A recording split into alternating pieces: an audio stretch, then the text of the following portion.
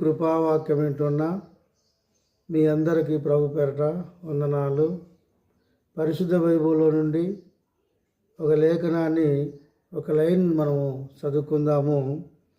హెబ్రీలకు రాసిన పత్రిక 11వ అధ్యాయము 7వ వచనాన్ని మనము చదువుకుందాం. ఒకటే లైన్, భయభక్తులు గలవారై. క్రైస్తవులకు ఏముండాలి ఈనాడంటే భయభక్తులు కలిగి ఉండాలి. భయము, భక్తి అనేది చాలా అవసరం. భయం ఉండి భక్తి లేకపోయినా లాభం లేదు, భక్తి ఉండి భయం లేకపోయినా లాభము లేదు. ఆ రెండు కలిసి ఉండాలా.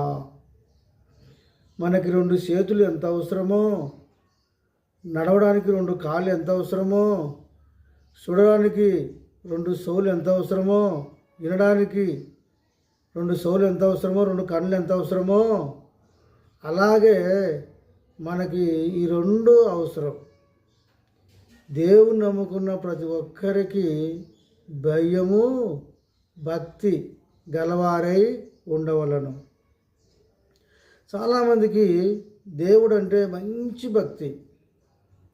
కానుకలు సమర్పిస్తారు, ఆయనంటే ప్రార్థన చేస్తారు, దేవుని సన్నిధికి వస్తారు, పరిచర్య చేస్తారు, అన్నీ చేస్తారు. కానీ వాళ్ళు ఏముండదంటే భక్తి ఉంది కానీ భయము లేదు. మళ్ళీ వాళ్ళు చెడు క్రియలు కూడా చేస్తారు, చెడు తలంపులు కూడా కలిగి ఉంటారు. నోటి నుంచి ఎంత బూతు మాట అయినా సరే వాళ్ళు మాట్లాడతారు. అప్పుడు వాళ్ళకి ఏం లేదు, భయము లేదు. భయం ఉన్నోడు ఏం చేస్తాడంటే చెడు అలవాట్లు కలిగి ఉండడు, బూతు మాటలు మాట్లాడడు, చెడ్డ ప్రవర్తన కలిగి ఉండడు, దుష్టులతో సావాసం చేయడు, మంచి అలవాట్లు కలిగి ఉంటాడు. ఒక మాట మాట్లాడే ముందు ఎన్నో రకాలుగా ఆలోచించి జ్ఞానం చొప్పున తన మాట మాట్లాడతాడు. భయం లేనివాడు ఎట్లంటే ఇష్టం వచ్చిన మాట మాట్లాడతాడు. ఇంకా కొంతమందికి భయం ఉంటుంది, అయ్యో దేవుడు అంటే గొప్పవాడని. మళ్ళీ మంచి క్రియలే చేస్తారు, మంచి అలవాట్లు కలిగి ఉంటారు, కానీ భక్తి ఉండదు. ప్రార్థన చేయరు, దేవుని సన్నిధికి రారు, దేవుని చిత్తానుసారంగా జీవించరు. ఇది లేకపోతే కూడా లాభము లేదు. ఎప్పుడైతే నీకు భయం ఉందో అప్పుడు ప్రార్థన చేయాలా. ఎప్పుడైతే నీకు భయం ఉందో దేవుని సన్నిధికి కూడా రావాలా.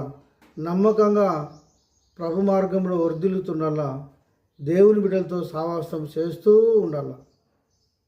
కాబట్టి ఈ 2 మాటలు మరొకసారి మనం జ్ఞాపకం చేసుకుందాము. భయము, భక్తి గలవారై. ఈ వాక్యం వింటున్న నీవు భయము, భక్తి గలవారై నీవు నీ ఇంటి వాళ్ళు వర్ధిల్లాలని, దేవుని ఆశీస్సులు పొందాలని, దేవుని సన్నిధికి మీరు చేరాలని ప్రభు పేరట ఈ వాక్యం సెలవిస్తుంది. ఈ వాక్యమును దేవుడు దీవించి ఆశ్రదించును గాక. ఆమేన్.